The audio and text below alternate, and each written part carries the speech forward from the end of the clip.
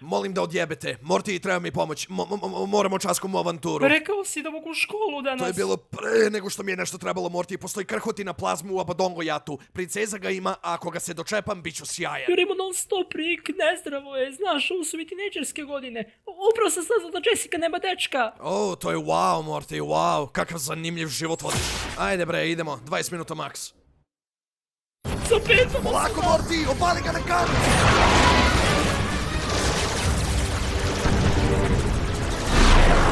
Lakše malo, jebote, prevrnu mi želudac!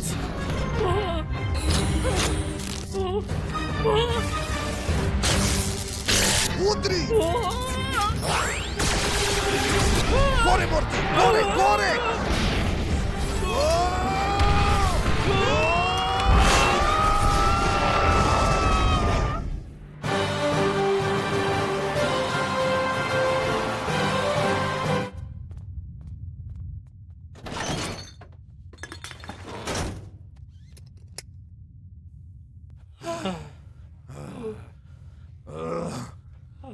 Bem ti.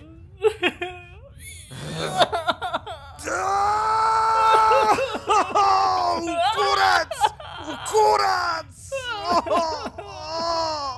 Ne mogu više ovako, jebote. To je bilo toliko sjebano, za malo da crknemo. Znači, slažeš se? Jebote, da, bilo je ludo. Bila je čista sreća, nisam imao kontrole nad tom situacijom uopšte.